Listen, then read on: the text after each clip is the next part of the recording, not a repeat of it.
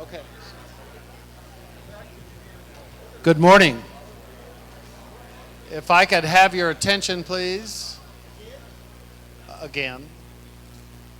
My name is Alex Wright. I'm the Executive Director of the 390th Memorial Museum, and I would like to welcome all of you here this morning to a very special event that we're going to have to honor this gentleman here. Richard is a true national treasure. Before we get started, though, I'd like to recognize all of the members of the DFC Society who came today. I'd like to recognize the members of the Friday Pilots. I'd especially like to recognize retired Brigadier General Jim McDivitt, a Korean War hero, fighter pilot, and Gemini and Apollo astronaut.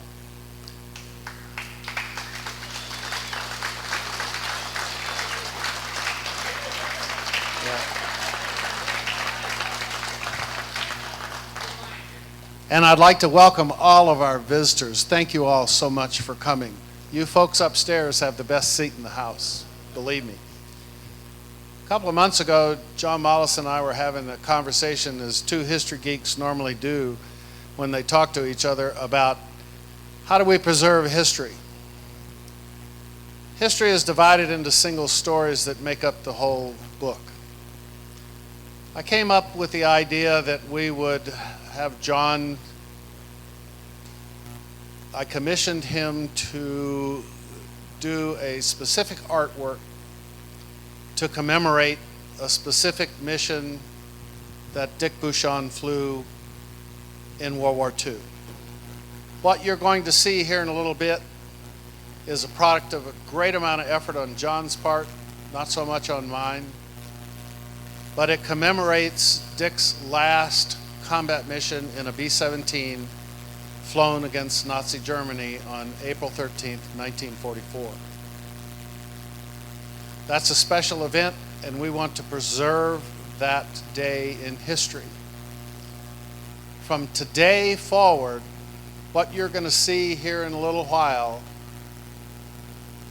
will be preserved in history forever and ever. That having been said, I'd like to introduce Mr. Woody Gilliland of the Distinguished Flying Cross Society, who has a special presentation for Richard.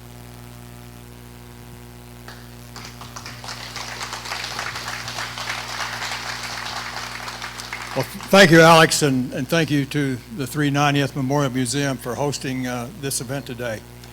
It's an honor and a privilege for me to be here today representing the membership of the Distinguished Flying Cross Society.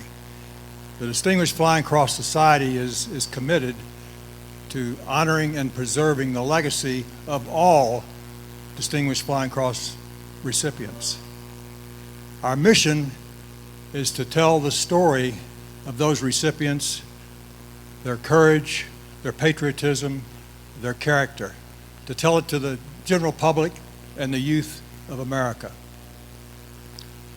Dick Bushong represents a unique decade of Americans. Folks that were willingly setting aside their future and all they could accomplish to preserve the freedoms that we all enjoy today. And for that, we are eternally grateful and can never thank him and his generation enough. So Dick, if you would, could you join me?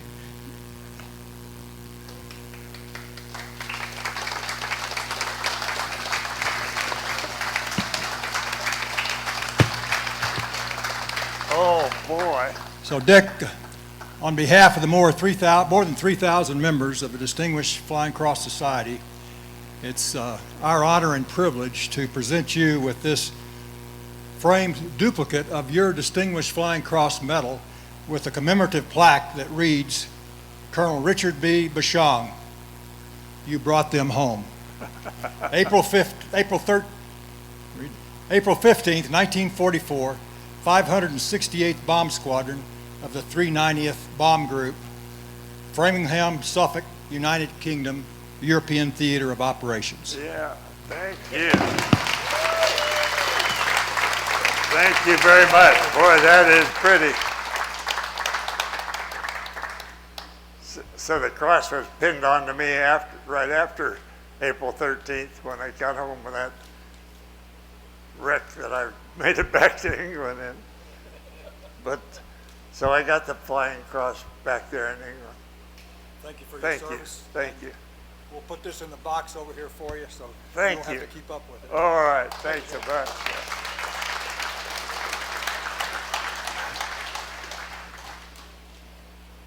Well, Alex told you a little bit about our next speaker, but I'd like to introduce renowned aviation artist John Mollison.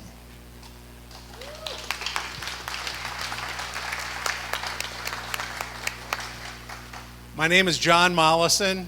I'm an aviation artist. I'm a writer. I'm part of the production team of Old Guys and Their Airplanes, and I'm going to be very brief. I've got 3 things to share with you.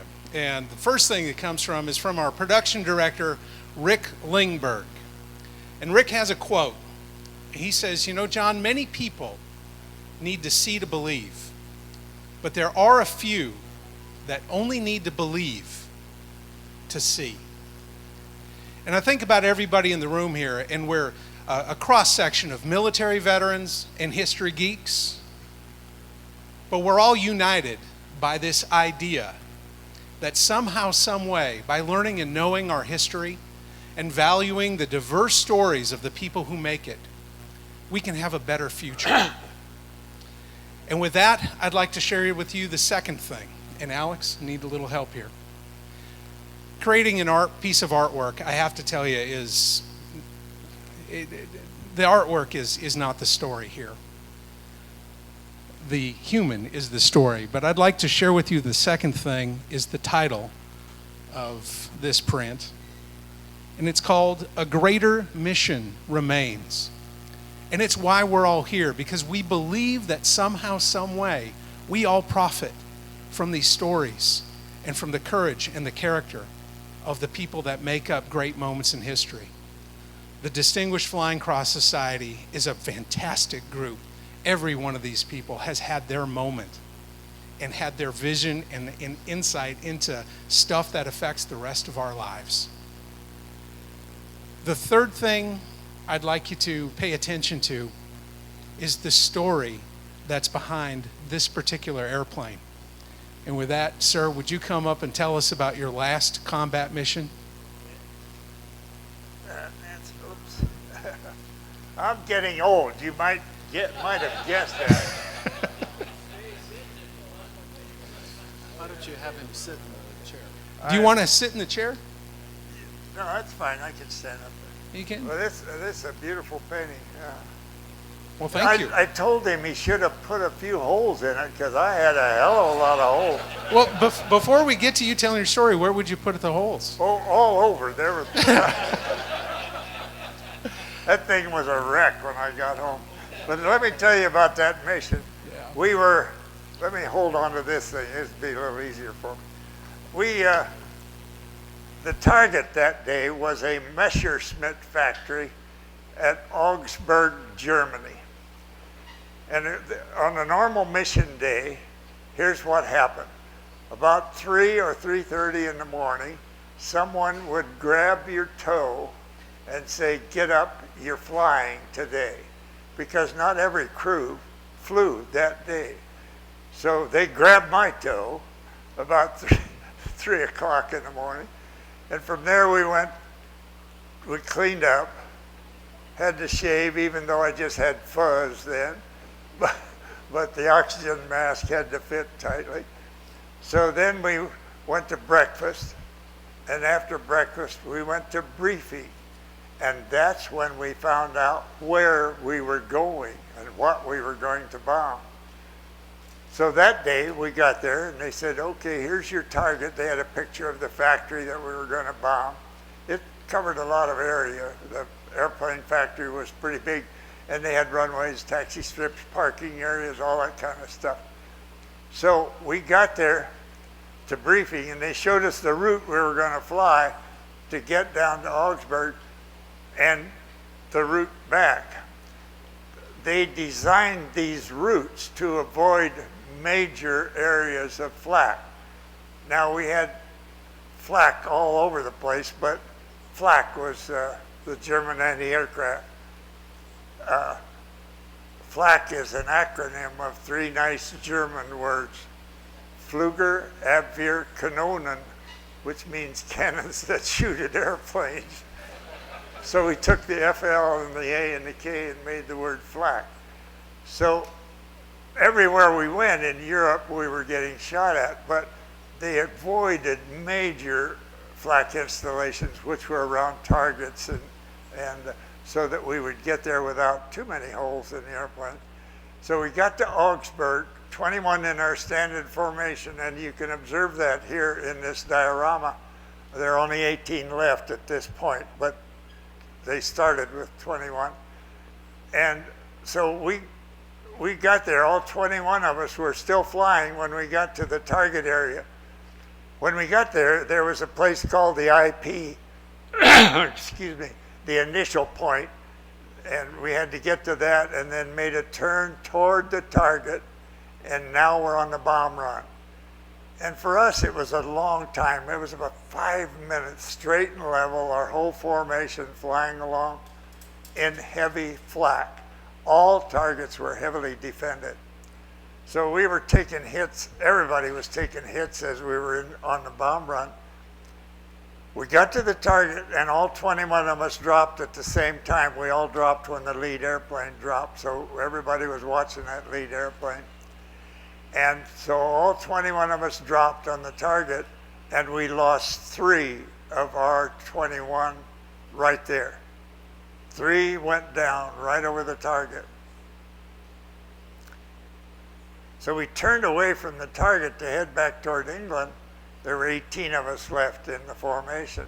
So we're headed back toward England, 18 of us still in formation.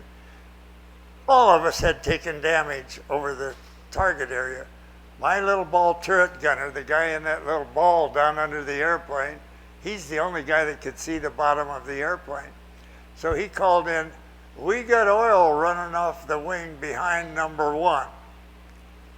Number 1 is the engine far out on that side. So I said, "Well, how fast is it running?"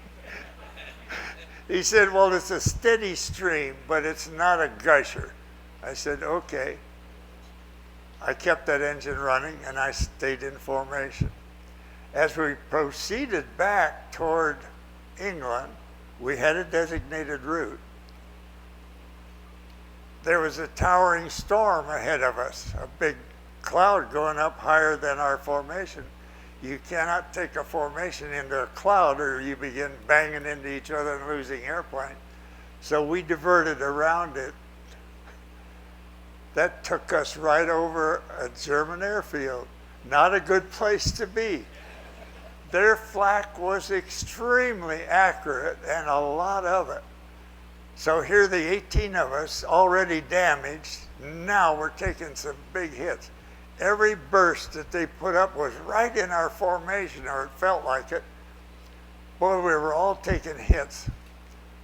And so when we left that, when we got out of that intense flak, my little ball turret gunner underneath called in, "We got a gusher on number 2 and number 3 engines.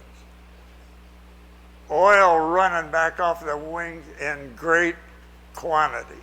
So I knew I'd been hit in an oil line or the oil tank or the oil cooler, something major. A lot of oil running back. So I got the top turret gunner out of the top turret. He was our flight engineer. And I said, "You stand right here." There was room between the pilot and co-pilot's seat that he could hang on the back of our seat and he could see all the gauges. And I said, "You watch those oil pressures. We have 3 engines leaking oil." And it's kind of like your automobile. We had no quantity gauge for the oil tank. We had a pressure gauge, but no quantity gauge. So I didn't know how much was left in number 1. I knew we were losing it fast out of number 2 and number 3. So I said, "You stand right there. If you see any oil pressure dropping, hit the feather button." Feather button was a round red button, about that big around, and it was the color of this shirt. There were 4 of them on the instrument panel, 1 for each engine. If he hit that button, it was a switch that started the pump in the bottom of the engine oil tank and pumped oil at high pressure out to the prop dome. That's this shiny part here in the front, and made the prop blades go to what we call the feathered position. So I could shut that engine down, excuse me, and when I shut the engine down, that prop would sit still, very little drag. So about 5 minutes after we left that airfield, an arm came over my shoulder and hit number 2 feather button. Number 2 is the second one in from the left. And it feathered, the prop feathered, and I shut that engine down, and now that prop is sitting nice and quietly. What I neglected to tell you was the manifold on number 2 engine is where we got a little warm air for our defroster in the cockpit. 2 things happened the instant I shut that down. The windshield frosted over, and it got extremely cold in the cockpit because that little warm air did help warm the cockpit.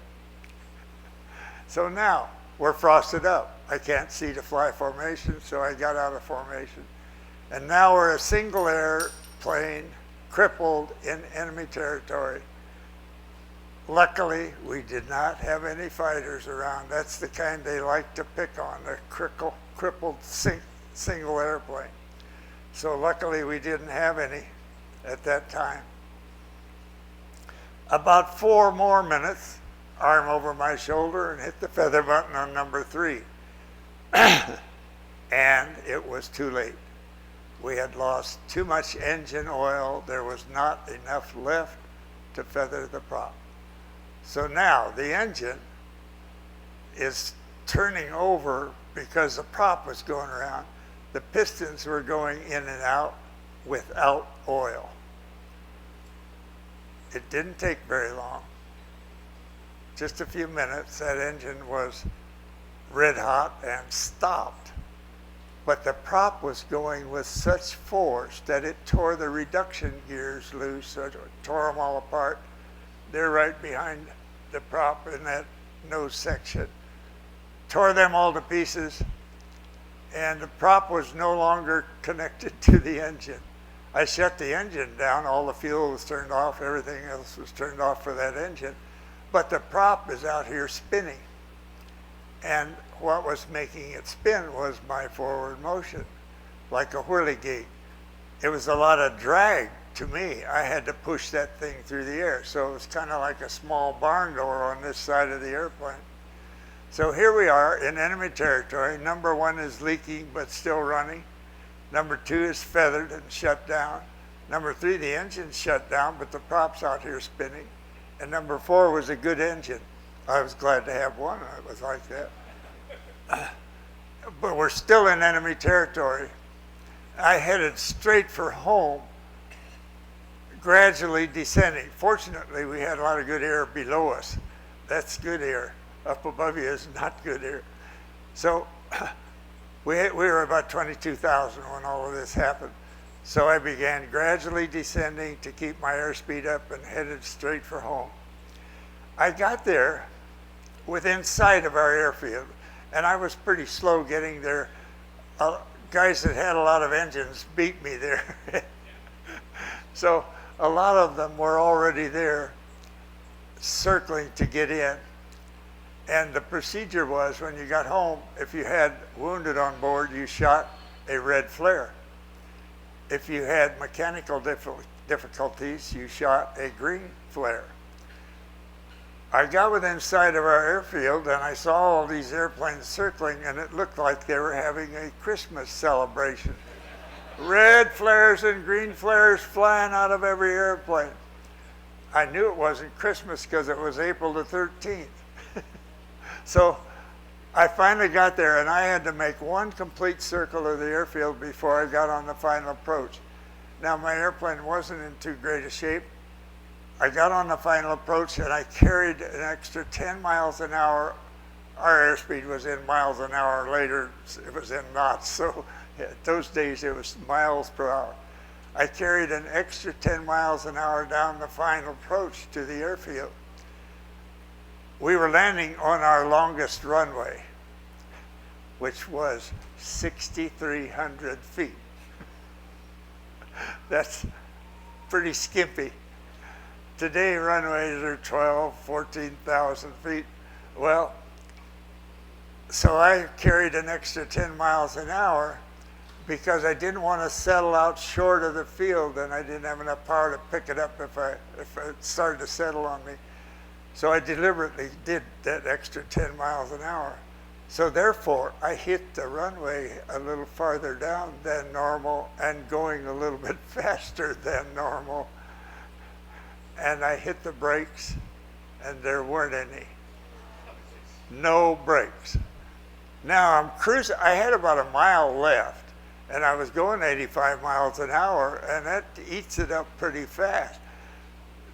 Off the end of that runway and across the taxi strip and down a little bit of a slope was the boneyard for our base. That's where they took the wrecks to salvage parts off of them. Well, I was in a wreck, but I didn't want to go there while I was still in it. And I knew I was going to go there if I didn't do something. So about 600 or 700 feet from the end of the runway, I put full power on number one, made the airplane turn sharply to the right. It's called a ground loop. I made it turn sharply to the right, and then stopped the turn with this one, and then both of them pulled me clear of the runway because there were airplanes behind me. Thank God for English mud. If it had been this kind of ground that we have outside here, I would still be rolling. This ground is so hard. That good old gooey English mud grabbed that airplane, and those main tires are pretty good size. They were buried about that deep in the mud with a big pile of mud ahead of each one of them. And when I pulled off all the power, that thing went, ugh. It just stopped in that mud. The 10 of us got out, and we crawled out of the airplane. One guy was wounded, but we had him all patched up.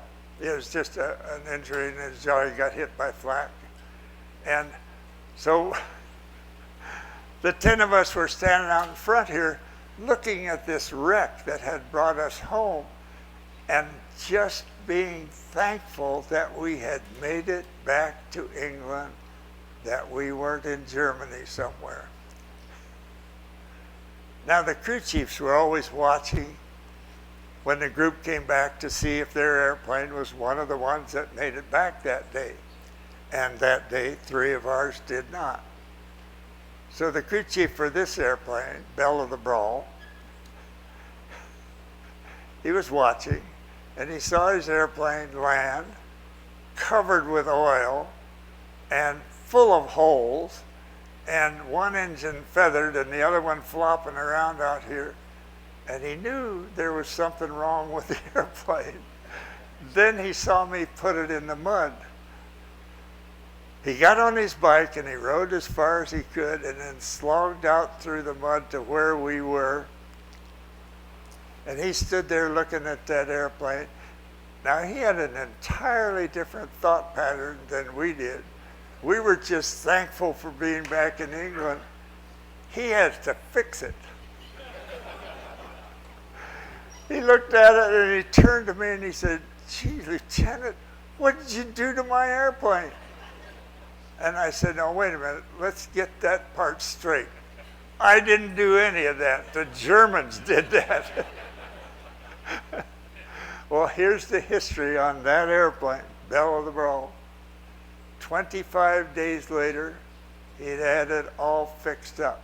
New engines hung, patches on the holes, everything was fixed, and it flew a mission and was shot down, and 8 were killed and 2 were taken prisoner. that was the next mission on that airplane. Talk about being lucky. I was so lucky it was unbelievable. I flew 7 different B-17s on combat missions. All of them were destroyed after I flew them. One of them made it back to the States before it was chopped up. The others were destroyed over there. The one that made it back was named Johnny Walker. And when I learned that, I became a incurable Scotch drinker.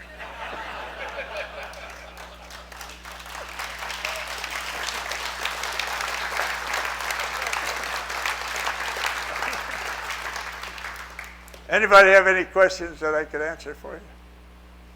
Yes, sir. You like tequila too? Pardon? You like tequila? Oh, not as well as Scotch. But there are some good places down where I live, Green Valley, that make a real good margarita. Yes, sir.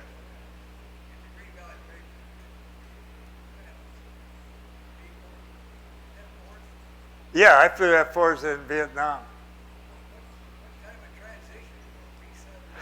Well, there were a lot of years in between. You have to think of that.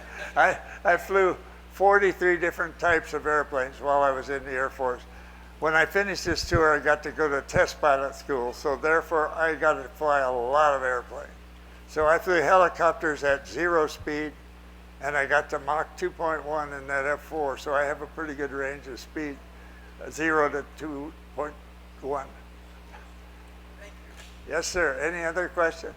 Yes, sir. Is this why you have your wife drive so you don't lose your car? Oh no, she's not my wife. We're engaged. Yeah, this is my younger girlfriend. I talk about that every Thursday. I work here every Thursday as a docent, and every Thursday people say, "Well, how old are you?" And I say 98 years old, and they say, "Well, what keeps you so young?" I said, "I have a younger girlfriend." That's her right there, that good-looking lady. I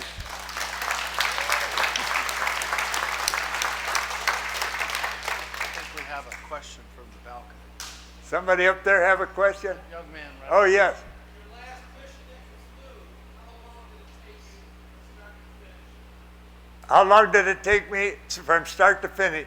My first mission was the 30th of December, 1943. And my last mission was April 13th of 1944, so 4 months. Were you always flying into Germany? Oh, yeah, the whole thing was Germany then. Oh, flight time? My average is around 7 hours. My longest mission was 11 hours and 20 minutes. And I can tell you that's a long time in an airplane like that. 11 hours and 20 minutes. We didn't have any airborne gas stations in those days, so we had to start with enough fuel to get back home. So, yes, ma'am. I beg pardon? Oh, thank you. Yeah, thank you, sir. Yeah. When I finally retired, my retirement order said total military service 32 years and 8 days. I want to tell you, the last 8 days were pretty easy. The first 32 years had some lumps in them. We'll take one more. Yes, sir. Was the April 13th mission the scariest mission you flew on? It was, because I didn't think we were going to make it home. With that engine leaking oil, if it went, we had to get out. You can't fly the thing on one outboard engine. And so I had the crew all ready to go. And I thought, oh my goodness, I flew all these missions and now they're going to put me in Germany on the last one. And I was afraid of that. So, but it was pretty scary. But I got hit every mission. I never got home without hole. Yes, sir. How old were you on that April 13th day? 21. How did you see through a frozen windshield? I didn't. But I could fly the airplane without looking outside. We were qualified to fly instruments, so we could fly without looking outside. As I descended, it thawed, and so when we got back to England, I could see out.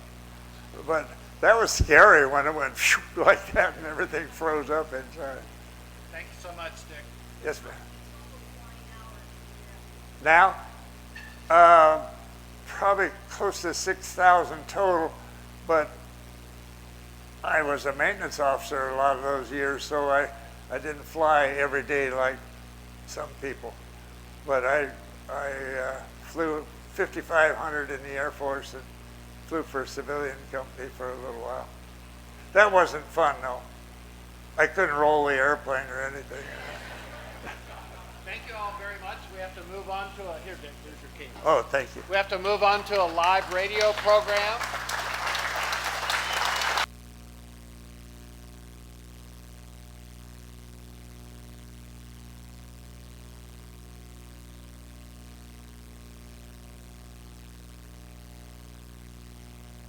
One other admin thing. I'm asking everybody that was here today to take this pencil and try and make it semi-orderly and come up and sign the poster for future reference, okay? Do it in an orderly fashion like you were in 4th grade. Thank you all very much. I really appreciate it. Recommend you pay a visit to the Memorial Museum. It's really a museum within a museum. It's focused on telling the deeply personal stories of the members of the 390th Bomb Group. Now, if you know me, you know I'm a big fan of history, and I'm a big fan in the power of storytelling.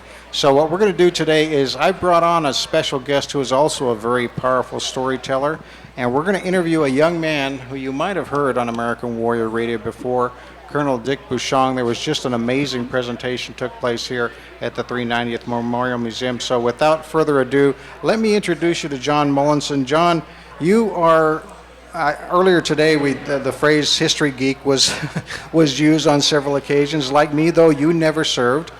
So why do you do this? We have a saying at my little production company that history is nutritious. And I've been very fortunate. I've been in business, and I've seen the power of what happens when employees understand the legacy and the meaning of the people who've gone before them. So this is it's a calling for me, I guess you could call it that.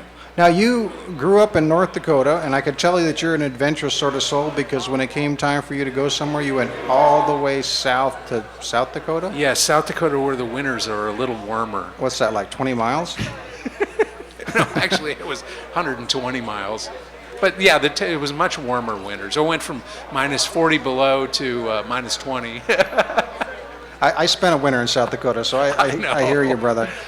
What you do, and if folks, I encourage you, if you're listening to our show live, or if you hear it in one of our other affiliates around the country a little bit later, or listen to the podcast, go to 390th.org. They're going to put up a video of today's ceremonies and this interview. You'll get to see Colonel Bushong, and you also get to see just this tremendous artwork that John does. He draws these amazing photographs of these aircraft, and what makes them special is it's not just a drawing, a piece of artwork about the machine. It's about the person or persons and their stories behind that machine. In this case, it was Colonel Bushong's last mission, the 28th mission he flew to Berlin, and just barely made it home. So, John, real quick before we get to the Colonel, how many of these paintings are there, or not paintings, artwork are there around the world? Hey, Oh, geez. you've been here before. They tell me in you been at here least before? 14 countries. I'd say thousands. Yeah, I've been good. very I worked- fortunate. I've been I'm doing a it prolific 29 artist, and there are history geeks in at least 14 countries in the wonderful. world. And what do you, mostly all vintage of aircraft, right? Have you got a Sopwith Camel in there somewhere, or maybe not? I meet the pilot, like Colonel Bushong here. I meet the pilot, and they sign the prints of my artwork, and they're the people who truly make it valuable. Okay, well, I without, think that's, good segue here. yeah, I think we should talk to the man. And Colonel, I got to tell you, I've been out here so many times. You've been on American Warrior Radio. I've been out here so many times for events with you that I think you need maybe an agent. I think the Hollywood folks are going to come knocking on the door any minute, Colonel. Yeah, there we go. Well, Colonel, you're a pro, and as much as I'm a control freak, I'm going to turn this over to you, and I'll let you know when we need to take a break, and all yours, sir. Well, good. Colonel Bushong, if I have an elevator speech, and it's something that if you ever meet me in the elevator, they ask me what I do. I say I interview old guys and I draw their airplanes. But you are so not an old guy. Where did you get your attitude for youth and vigor? Well, it's my younger girlfriend. I'm 98 years old, but I have a younger girlfriend. She's 93. Look, I got to ask you, when did you meet her? Oh, about 14 years ago. Okay. And we live in the same complex down in Green Valley. And so I was introduced to her by some friends, and we've been friends ever since. So we go a lot of places together, and we used to go to reunions together and those kind of things all over the nation, but traveling is a little too hard for me now. Right. How many people in the 390th, your bomb group, are still with us? Not very many. At the last reunion last October, I saw 3 other veterans. Really? And one of them was 103 years old, so I don't know if he's still living or not. But I'm just a kid. I'm only 98. Well, I've got a question that I ask everybody, every old guy. All right, so here it is. If you could go back in time and meet yourself when you're 21 years old and you're flying this gorgeous B-17 that's right behind you, for the people who need visuals, the inboard starboard engine is just right above Colonel Bushong here. It's really cool. But if you were to go back in time to yourself at 21, what kind of life advice would you give yourself? Oh, when I finished that tour, and very lucky to do so, I went over with 35 crews. Only 12 and a half got to go home. Yeah. So I would say you're very lucky, but work hard, and I did. When I came back to the States, I went through test pilot school, and then I was assigned the Boeing factory in Wichita where they were making B-29. So I was an Army Air Force test pilot on B-29. And then later in my career, they said, oh, you've been to test pilot school, you know all about airplanes, you are a maintenance officer. So I was an aircraft maintenance officer for years and worked my way up to deputy commander for logistics. And Who taught you? Who gave you those kind of values of hard work? And what does that mean to work hard? My dad was a hard worker, and my mom too. He would work all day at the paper mill where he worked, and then come home and do 4 or 5 more hours of work around our place. Always busy. And of course he got me busy. I worked hard too when I was a kid. So I enjoyed working, and it paid off. I worked hard. Do you have grandkids? Yes, I do. I just have 3 grandkids and 4 great-grandkids. Okay, here's another question to ask you. Have you given them any advice about how to be successful in life? And if you have, what would you tell them, or what did you tell them? Whatever you do, work hard at it. Do it right and work hard. I get chastised by my younger girlfriend because I want things to be right all the time. And they're not always, people do things wrong. And I can't stand it when somebody does things incorrectly. Or would you say you're a perfectionist? I am. Yeah. But you seem positive. It's not like the negative kind of perfectionism. No, I'm positive. Yeah, and I enjoy what I'm doing. I've worked here at the museum for 29 years. Right. Every Thursday that I could. Right. I had to take a few off when I got both knees replaced. And you had both knees replaced? At the same time. That doesn't sound like a great plan. Oh, golly, no. I have the video of it, and my daughter just brought it back to me. So I'm going to get to watch that video. Yeah. he wanted to take a video because he was an instructor at the university over here in orthopedics, and he said, since we're doing both of them at the same time, can I photograph it? And I said, yeah, if you give me a copy. So I have a copy of it. So you were a guinea pig. Sort of, yeah. But now here I am, 98 years old, and I'm fairly good condition, doing fine. Oh, you're looking great. What we're going to do pretty soon here is we're going to go to a commercial break, and then I've got a very, very serious question to ask of you, and you're just in a great mood. So I want you to think we're going to have a, what is it, 4-minute break here? Thereabouts, yeah. Yeah, thereabouts. Okay, so I'll ask the question though, because I want to talk to you about it. So all the listeners, you want to stand by. We've got a powerful moment coming up, I hope. Ladies and gentlemen, you're tuned into American Warrior Radio. You're hearing the voice of John Mollison. Look up Old Guys and Their Airplanes.com. Just some amazing videos there and interviews.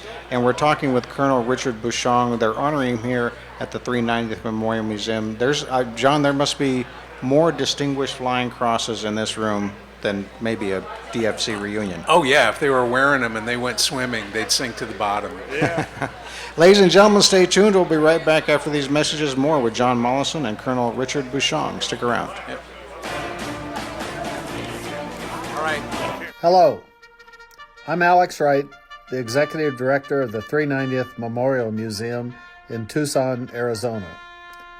We are a small, private aviation museum located on the grounds of the Pima Air and Space Museum. Our museum has a special focus that makes us unique. We tell the story of the combat experience of the 390th Bomb Group in World War II. The 390th Bomb Group was one of 40 heavy bomb groups located in East Anglia, England, in World War II. The group was located at Parham Field near Framlingham, East Anglia, England. The 390th was part of the 13th Combat Wing, which was made up of the 95th Bomb Group, the 100th Bomb Group, and the 390th Bomb Group. The 390th Bomb Group flew the B-17 Flying Fortress heavy bomber. During World War II, the group suffered heavy losses on its 301 combat missions flown between August the 12th, 1943, and April the 20th, 1945.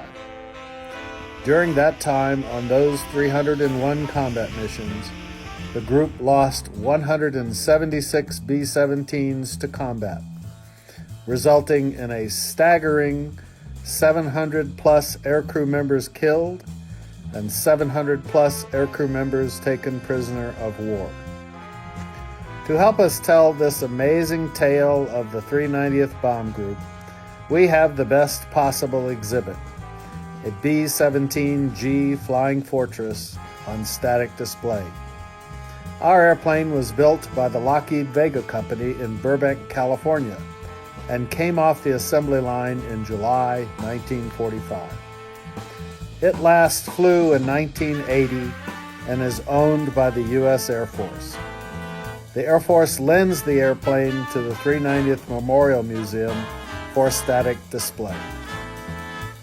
In addition to the B-17, the 390th Memorial Museum has numerous other exhibits that we will be highlighting in the near future, such as a POW exhibit, a nose art exhibit, a half-size Nissen hut exhibit, an aircrew photo exhibit containing over 350 aircrew photos, and many more exhibits that tell the story of the 390th Bomb Group. The museum is currently closed to the public for the duration of the national health crisis, but we anticipate reopening soon. Be sure to check back on social media for more videos about the 390th Memorial Museum. Look forward to seeing you soon.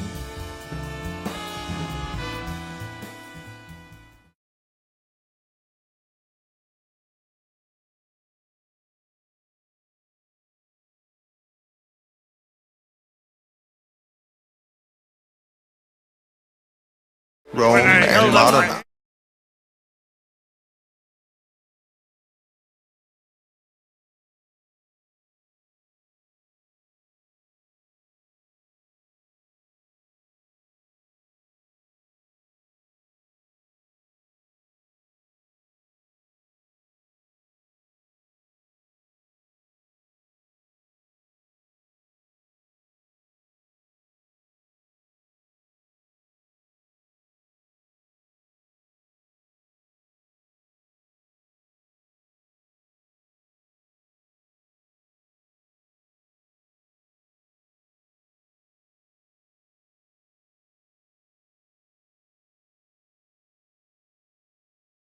American Warrior Radio, ladies and gentlemen, this is your host, Ben Bueller Garcia. I got to tell you, folks, we're broadcasting from the 390th Memorial Museum, and for a guy like me, this is like being at a Hollywood premiere and a baseball all-star game and the Academy Awards all at once. Just what a tremendous opportunity here to meet some great people, some great patriots who have protected our country, and we're telling stories. We're telling stories, in this case in particular, about a young man, 98-year-old young man, Colonel Richard Bushong. He was awarded the Distinguished Flying Cross after bringing his plane and his crew safely home from a mission over Berlin. Plane pretty well shot up. Dick, you were flying on one engine, 1.5 engines? Well, I had Wing and a prayer? two running. 2 running engines. And we're very pleased to have a true professional interviewing Colonel Bushong today, John Mollison, who is the John, founder, executive director. What is your title of Old Guys and Their Planes? Head cook and bottle washer. Head cook and bottle washer is good. No, I'm part of a team. An army travels on its stomach, so that's important. So, ladies and gentlemen, you can find out more Old Guys and Their Airplanes.com. Also, John is a very talented artist, and he has done, there's 30 prints that he's done, or he did one drawing of Colonel Bushong's airplane. And they're autographed by both you and the Colonel, and they're being sold as a fundraiser for the 390th. Folks can go online, find that if there's any left after today. But folks, you want to go to 390th.org to check that out. John, back to you. Yeah, thank you. And by the way, this is like a movie premiere. I have to ask you, Colonel, is when you see all this attention, they're all showing up for you, and what do you think about that? Oh, I enjoyed it. They had a big celebration here at the museum for my birthday. This surprised me. Yeah. I thought it would be a cake. No, they had chairs out here and DIVs all over the place, and they had a representative from the governor, 3 mayors, and they all gave me proclamations. And oh my goodness, Yeah. it was quite an event. You gotta wonder. Do you believe in luck? Boy, do I ever, because to survive 28 missions over there was pure luck. Really? Yes. There might have been a little skill involved in flying formation. I got very good at that, but luck. My crew was shot down on their first mission. My crew that I trained with and went over with. I was in the hospital with some bad food, so I like bad food today. You bring up skill, but surely, I mean, how much training did you get to fly one of these B-17s? I went through pilot school, of course, and then I was a qualified pilot, but we had about 2.5 months training in the B-17 before we went overseas. Right. And so I was co-pilot at first because I was 20 years old, and Right. the pilot was an old guy. He was 26, real old. And so after I became 21, I got checked out as first pilot and got my own crew. Okay, I've got so many questions. I could spend the day with you, but there's a gentleman here in the audience, and he brought his dad's combat diary, and it's all written in that wonderful fountain pen, perfect penmanship that nobody has anymore. And what he was writing about was his psychological profile. Now, here's a question. Do you think that bomber pilots were culled or trained or selected differently than, say, like fighter pilots or recce pilots? There was one part of us that made us go to bigger airplanes, and that was our height. I was 6 feet tall. When I got to basic flight training in pilot school, that was the middle flying course, they had us get in a line and it tapered. If the guy ahead of you was taller than you stopped. But if he was shorter, you stepped forward till the guy ahead of you was taller. So the line tapered like this, and they broke it into 4 squadrons. These little guys all went to fighter pilots. They all became fighter pilots. We bigger guys went to the big airplanes. So they knew that was going to happen. So they sent us, taller guys, to twin-engine advance rather than single-engine advance. What do you think of that? I mean, when we left basic, we went straight into twin-engine airplanes with side-by-side pilot and co-pilot. So we were training then to fly a bigger airplane with a co-pilot and a pilot. Would you have rather flown fighters? No, I asked for B-17s because I thought they were such a pretty airplane, but I didn't know they were going to be shooting at me within a couple of months. So, Okay, so you're the commander of this office. Yeah, eventually I became the commander. 10 guys on board, 10 crew members. So what was your responsibility to those 10? Oh, those other 9. I mean, did you feel like you were their father, or was it just you just took whoever you got and you did your job? No, we were pretty close crew.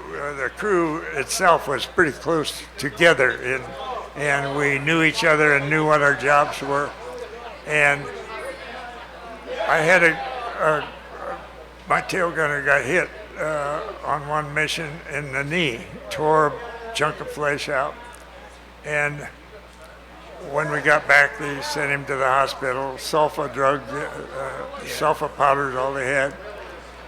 He came limping to me about 4 weeks later and said, I have been to the flight surgeon and he said I can fly again. Can I fly as your waist gunner because I can't get back there in the tail with this knee? Now that guy wanted to go, and he wanted to go with me, and I said, yes, you can.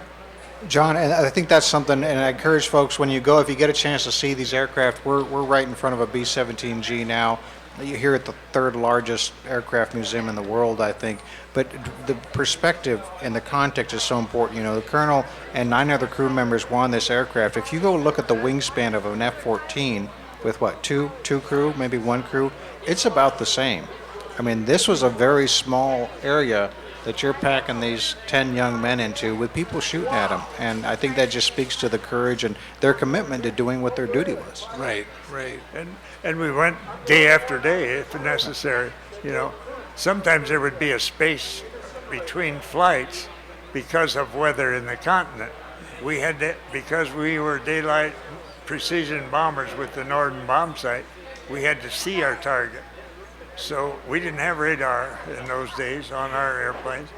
We had one group of B-17s that did have radar, and if we thought that we might possibly have to bomb through the clouds, we would import one of those to be our lead airplane. And so then we could bomb through the clouds, but we preferred to see our target and use that Norden bomb sight.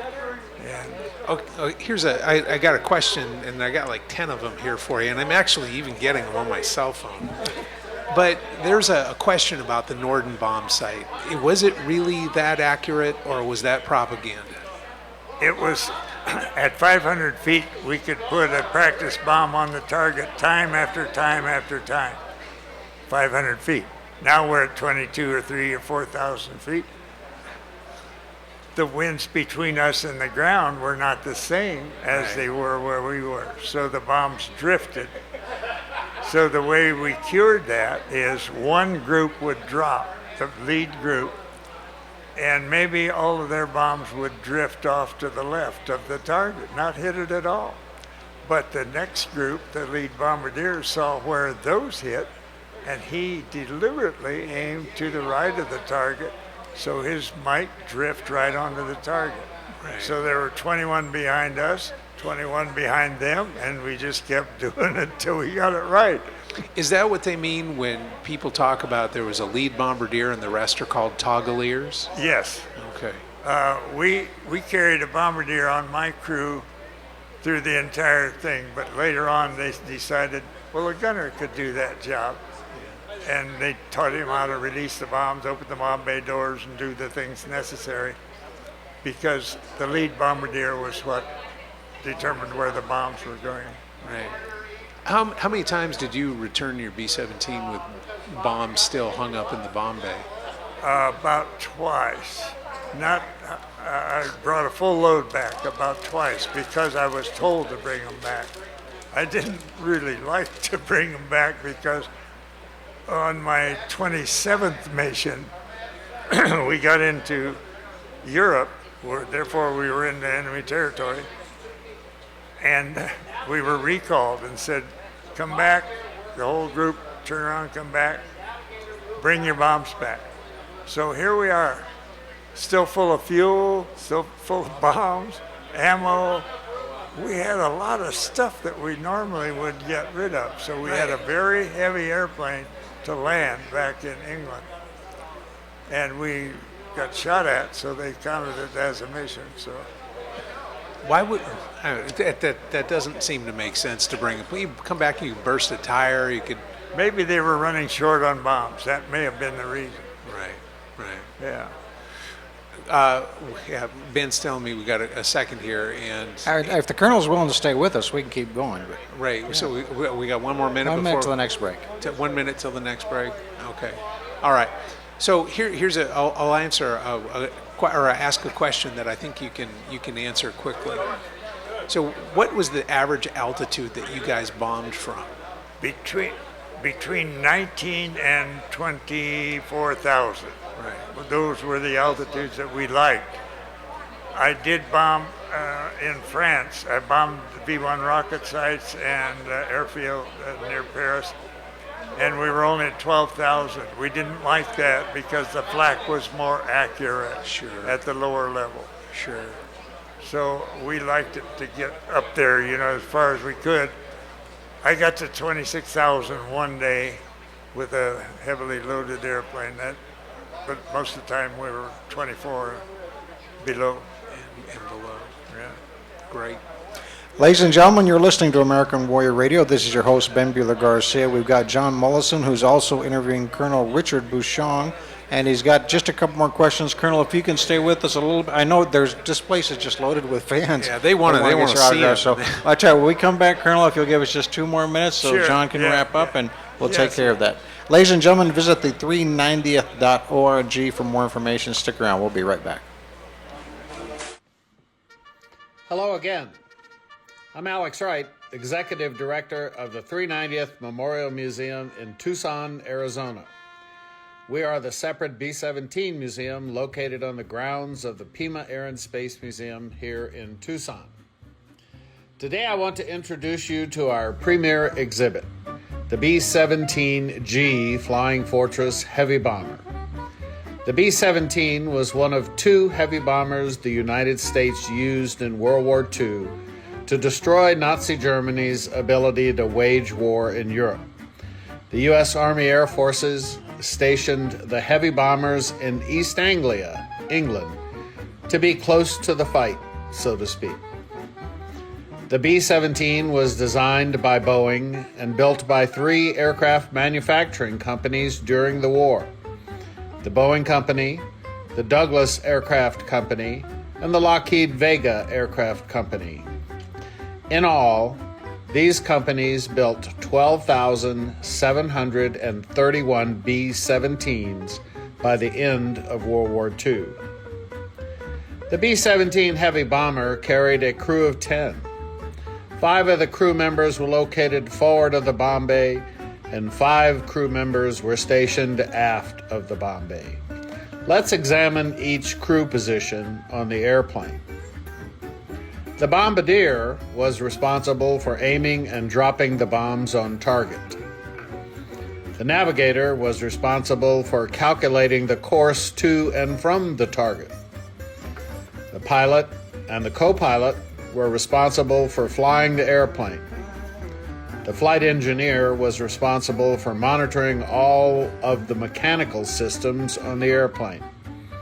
He also doubled as the top turret gunner. The radio operator was responsible for all electronic communications coming into or going out of the airplane.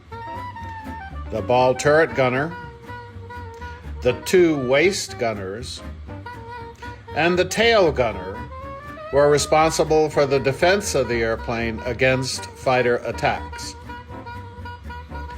The B-17 carried 4,000 pounds of bombs and approximately 10,000 rounds of .50 caliber ammunition for its 12 defensive machine guns. The aircraft was powered by 4 Curtiss-Wright R-1820 9-cylinder radial engines producing almost 5,000 horsepower.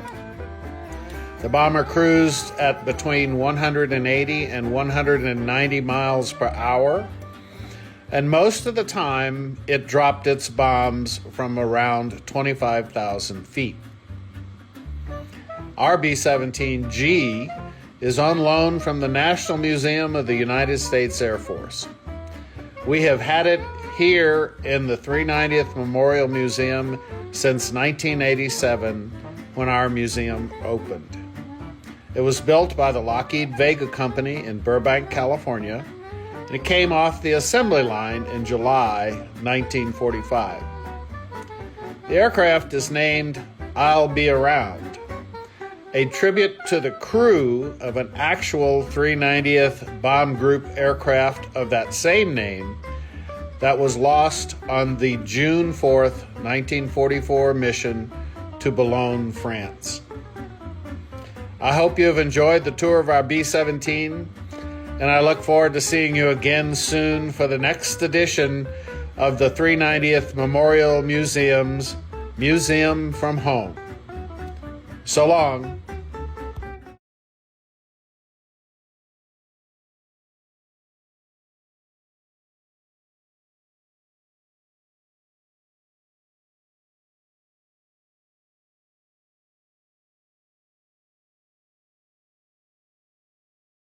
Warrior Radio. Ladies and gentlemen, this is your host, Ben Bueller Garcia. We're very pleased to be on the road. We're at the 390th Memorial Museum. This is just an amazing museum on the grounds of the Pima Air and Space Museum. No matter where you're hearing this broadcast around the country, I'd encourage you to set a few days aside, come here. Over 400 aircraft at the Pima Air and Space Museum.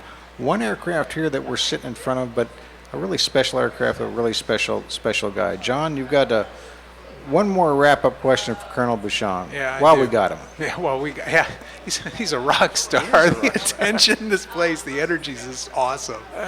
I got a question for you, sir. Before you go, I know there's some other people who want to interview you and some TV stations, etc. But do you think people today are different than when you were a kid? Yes, I do see a difference between the kids that were the same age I was then and what our people did. We accepted a lot of responsibility at a very young age in those days, and I don't know if our young kids could do that. I was 19 when I started pilot training. I wanted to go get in the war and eliminate somebody, the Germans or the Japs.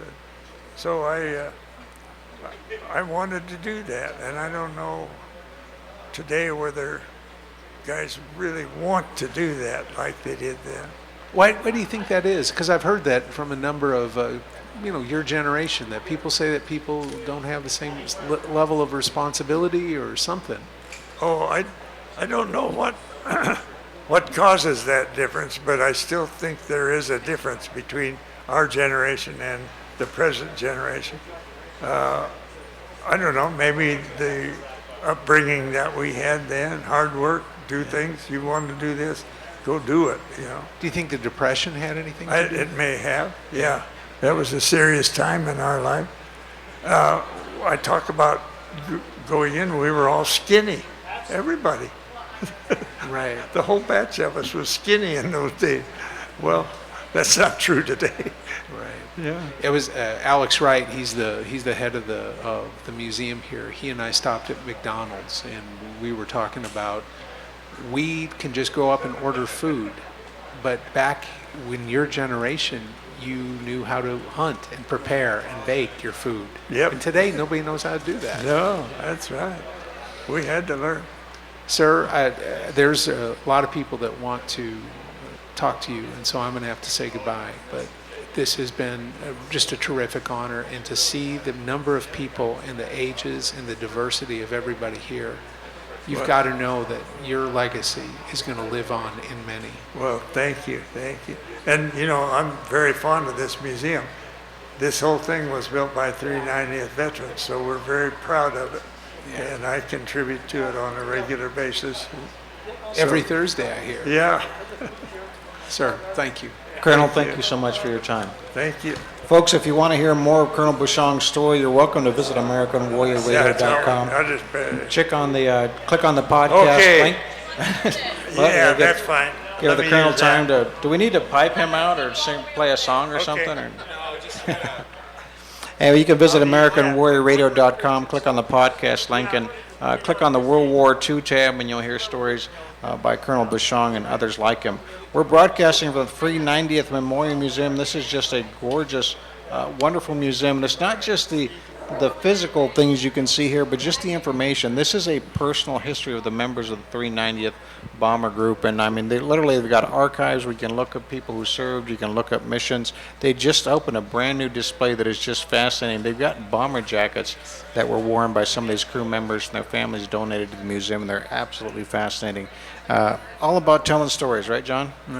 Yeah, you think so. That's how we learn. We tell stories. I'm fascinated by your history is nutritious. It's not my first language. Nutritious statement. I'm an ad guy. I come up with copy. I come up with headlines. I came up with that, and then it was like I was speaking somewhere, and somebody came up afterwards and told me that that was a brilliant saying. And I thought, well, it was by accident, but thinking about it, how history nourishes our mind and it gives us perspective. If I can just kind of comment, we teach STEM, and STEM is a good thing. Yeah, we all want to be Science, technology, engineering, and math. But you think about it, 2 + 2 = 4 everywhere in the universe. But it's learning history that gives us the context of how and why we would want 2 + 2 to equal 4, or the story of how we learned that. So there's a depth that comes from studying history. And I also think that history teaches you how to have the basic virtues of faith and hope. Because if you can believe that learning will actually affect your outcome, that's a pretty hopeful, faithful statement. And a key part of that, and it struck me, John, when you were talking to Colonel Bushong about this, that maybe some of the differences between his generation and current generations, you've got to have an inquisitive mind. You've got to want to ask. Mm-hmm. And the answers very often for the future are found in history if people bother to look for them. So Ben gets one damn question every show. Here it is. Right. So to me it makes perfect sense that a restaurant consultant ad guy got involved in military history. But maybe that path is not as clear to some of our listeners. So to give you my background. How did that go? Well, you don't have to tell us a novel, John. Just, Well, what was, and maybe here, I'll I'll tell you've you. got 42 awards and I have none. So let me I'll prime the pump here. Yeah. My junior year in high school, had to write a book report, small town school. There weren't that many books in the library. I picked a book called Achtung Eagles. And it was a book about the 4th Fighter Group, the Eagle squadrons that flew in World War II. Mm-hmm. And I was hooked. Right. And that just started a litany of wanting to know more and getting to know, and which really led me to the fact that as a civilian, because I never served, it's my duty to support those who do. So Right. that's why we do the show. So was there an aha moment for John like that? There's really 2 of them. First of all, as a little kid, I think like a lot of people in history, I was taken by airplanes. My dad built model airplanes. And my mom, when I was 3 years old, would get the box of model airplanes and then put it in front of me with some crayons and a piece of paper. And she'd say, okay, look at the scene, because there were all these really cool paintings. The airplane dogfights and bullet holes and stuff. And I would draw the next scene, and then my mom would say, well, tell me the story behind it. And my dad had a box of paperbacks, a lot of the same books probably. Could be. And that's how I learned to read. So I became, other kids collected baseball cards, and I always wondered why there wasn't a George Petty card or a Joe Foss card. Oh, Joe Foss is one of my favorites. Yeah, I got to know him before he passed. So but the real aha moment came when I was in the restaurant business and I had a number of employees and I saw the influence that I had on them. But I was young and I looked back and I'd been through all the executive training stuff and was very successful technically. Maybe from a STEM standpoint, I was successful. But I felt like I didn't know what I was doing leading people.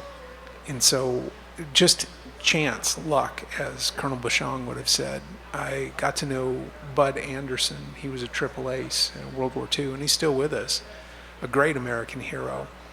And I had a friendship with him, and I asked him a question. I said, look, let's not talk about there I was at 30,000 feet surrounded by Germans. What I really want to know is you're 21 years old, and you're surrounded by these guys, and they're trusting you to lead them into combat. Tell me how you did it, because I've got partners, and I've got employees, and I've got colleagues and vendors, and I feel like my leadership ability just isn't there. So he started coaching me, and you know, how many people can say they had a business coach of a World War II triple ace? But he said to me, he said, John, he goes, look, you get us to record the story of our combat story, and all you need to do is tell that once. But if you want to interview other old guys, and he used the term old guys, and ask those questions about leadership, about life, about what it takes to be an American or character, whatever, I'll open up my Rolodex. And he did.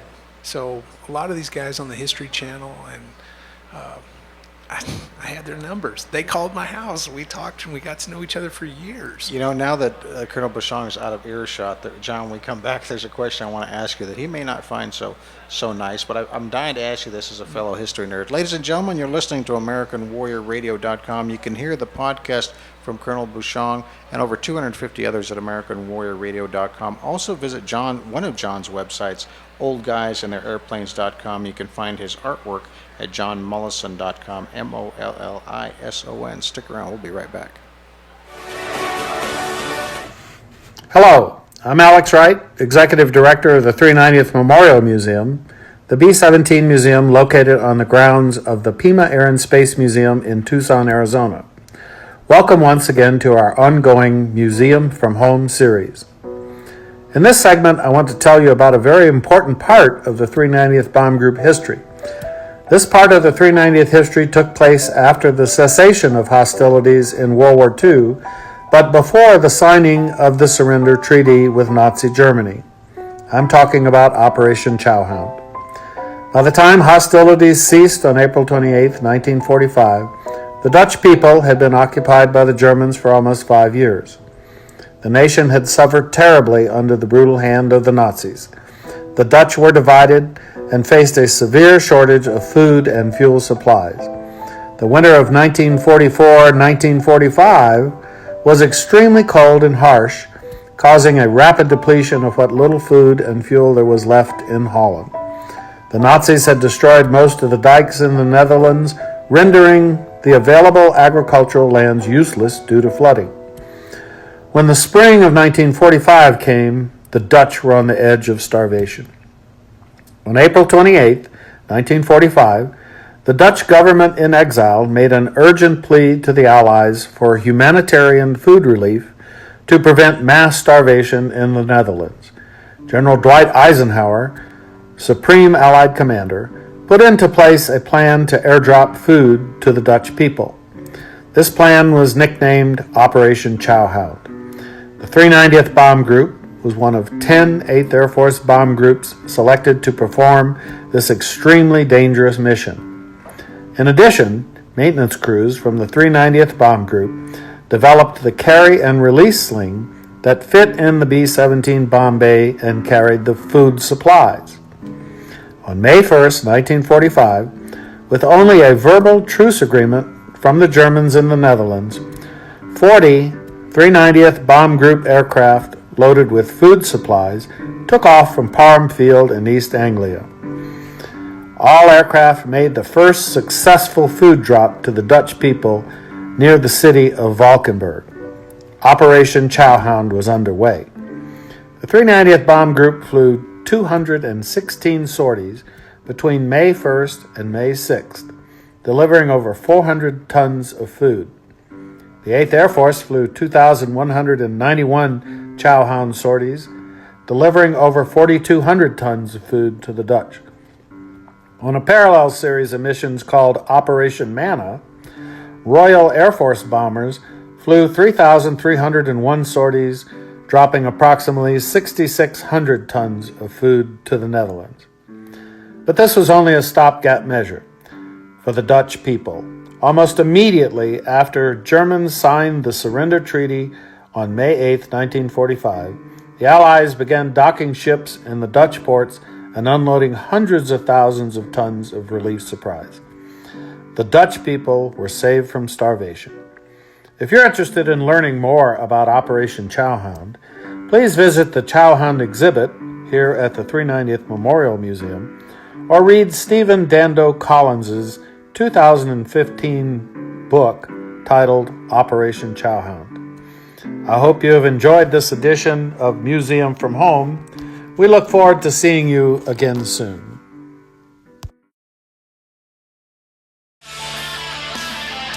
Welcome back to American Warrior Radio, ladies and gentlemen. This is your host, Ben Buehler-Garcia. I'm joined by John Mollison. John's a true professional. He's a tremendous artist, but he also does these wonderful historical videos as part of the package, if you will, of his Old Guys and Their Airplanes website. So John, real quick, before I get ahead of myself, I want to make sure that Colonel Bushong was gone before I ask this question, because I've talked to him. I've talked to Medal of Honor recipient Woody Williams, the last surviving World War II Medal of Honor recipient, Colonel Dick Cole, Colonel Doolittle's co-pilot on the Doolittle raid.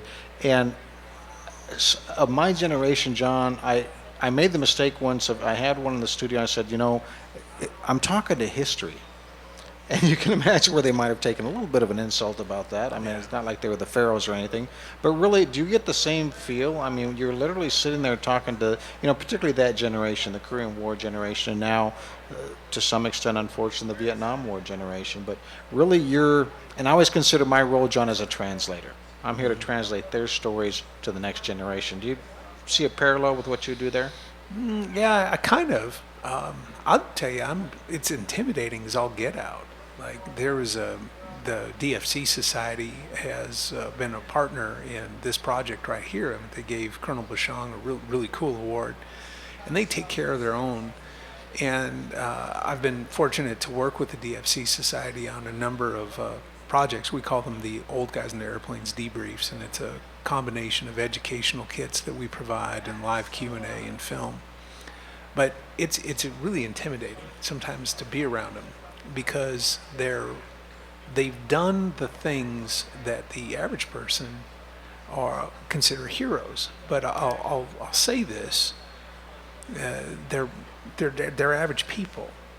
Leo Thorsness, he had the Medal of Honor. He was awarded the Medal of Honor in Vietnam, and I had the opportunity to talk with him on a number of occasions. And that's the thing about an interview. You can talk to somebody for 90 minutes, but if you get to know them over a few years, fix their cars with them, get to know their kids, their story becomes all the more important.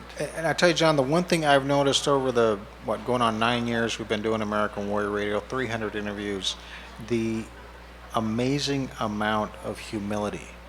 Colonel Dick Cole, they launched early. He's flying above the 200 feet above the Pacific Ocean, one-way trip. Mm-hmm. Don't know if they're coming back, and he describes that mission like I would describe you. I'm going to run down to the grocery store. Right. Brigadier General McDivitt, who was here at this event today, Korea, huge. Vietnam, orbited the Earth, right? And he just chats with you like, whatever, just one of the guys. So that's refreshing, and I think you're right. It does facilitate a better storytelling atmosphere, if you will. Well, I'll get back to Leo Thorsness. I asked him, every picture I see with the Medal of Honor around your neck, it looks like a pain in the butt to wear. You're not happy. It's the burden. And he explained. He said, "Well, first I got caught, meaning somebody wrote him up, and then the second thing he says, so when you get awarded this, it becomes a mantle you have to wear." And you think about the burden that the Medal of Honor people, or anybody, DFC or any great military award, it gives you a sense of responsibility. And that sense of responsibility, I remember when I'm interviewing them. And my goal is now I want to meet these people as people, not necessarily as heroes, because if you put them on a pedestal, then they're out of touch, they're out of reach. But if you can understand them as people, then the inspiration is far more palpable, at least for people like me, or maybe for you too, but I can tell you for me, I mean, I haven't done anything heroic. I've put me into battle, I think I'd cry and run away. But when I can look at some of these people as just normal human beings, then all of a sudden I have a touchstone that I go, okay, at least I know what it looks like. The normal, humble human being looks like, and then I have a touchstone. If that's making any sense? Well, it's inspirational, and I got to tell you, when I sometimes change a command season, we've got a big Air Force base in our headquarter city, and they always say, "Hey, thanks for coming out and support us." But frankly, I find it inspirational. As someone in my line of work in my day job, I interact with a lot of folks that don't exactly build your faith in the human character. Right. But I go out there and I see these young men and women in uniform, and it recharges my batteries and inspires me. Yeah. And I will say we all can do something. Yeah. You're doing it through your art, you're doing it through your films, I'm doing it through radio, but everybody hearing this message wherever they are can do something. Okay, I want to interrupt real quickly, and I know we're running out of time, but this is important. Last summer, I got to interview Brigadier General Charles McGee, and he was a Tuskegee Airman.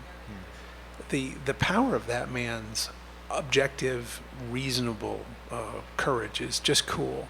But General McGee expressed it like this. He said, how you treat yourself is going to be how you treat your family. And how you treat your family is going to be how you treat your neighborhood. And how you treat your neighborhood is going to be how you treat your community. And how you treat your community is how you treat your country. And so what we're all doing is we're all learning how to treat our country. And we're all learning how to get along here. Now, right now in the headlines, we can go out and find a million different headlines that say we're not getting along. Well, then I think, well, how are people treating themselves then? I mean, we're angry, we're self-absorbed. What are we going to get? But when I meet these distinguished people, you don't get the anger, you don't get the self-absorption. You get a sense of vigor, like we're all in this together, and we all have a part to play. So, again, I can be around the guys at the DFC Society, and I can get intimidated really, really, really quickly when you hear what they've done and where they've been and where they've been and what they've seen. But then you step back and you go, wait, that's an average guy or an average woman who simply responded with good character and a sense of, as Colonel Bushong said, hard work and a sense of heart. And don't we want that for everybody in our country? I mean, you do it. I like to think I do it. So it's, we all just play a part, I guess. Well, and hearing the Colonel speak, I could have been a fighter pilot because I'm a little dinky guy. Yeah. They wouldn't have put me You're in about bombers. 3'4". In the morning, yeah. But one other quick question for you, John. I mean, do you feel, well, two quick questions. Number one, the most important one, unfortunately, there's a clock that's ticking here for people like you and me, and I make every effort possible to get and find those World War II veterans and the Korean era veterans. Do you sort of feel that same pressure? And I mean, just the more, because sometimes if these stories don't get told, John, they'll be lost forever. Yeah, that's hard to describe. And once they go, if you look at my challenge coin, I've got a phrase on there that I got from a Vietnam War pilot who was writing down his memoirs, and he asked me to review it. But it's when an old man dies, a library burns. Wow, that's powerful. I know, it just stops you cold. And you think about how many old men, old women that we know in our lives, and they know so much, and they've been through so much. And so that, when I encourage that everybody can do something, one of the things you can do when you hear this broadcast, whether it's a podcast or someone else, if you know of a veteran who has not told their story yet or needs to be told, send us an email, bbg@American Warrior Radio. You can find John Mollison, johnmollison.com. Let us know, or check with your local newspaper. There's lots of great programs where they've got high school students interviewing those veterans. But please do something and get those messages out. John, your rap. What else can folks find at oldguyswithairplanes.com? Well, I'd like to announce real quick another project with the DFC Society that we're just starting up here. But on August 28th, the dfcsociety.org website and our Facebook and social media is going to feature our next Old Guys in Their Airplanes production, which is going to feature Colonel Robert Certain. He was the first POW of Operation Linebacker, December 18th, 1972. And it's going to be a fantastic story about failure, success, leadership, the Vietnam War, and what we can learn from it. There you go, ladies and gentlemen. Again, please visit AmericanWarriorRadio.com. Over 300 podcasts you can find there. And again, no matter where you're hearing this, go to 390th.org. There's a limited number of these prints that are signed by both John and Colonel Bushong. It's a fundraiser for the museum. And trust me, they're actually quite affordable. Check it out. Until next time, ladies and gentlemen, all policies and procedures remain in place. Take care. I'm done. Where's the Johnny?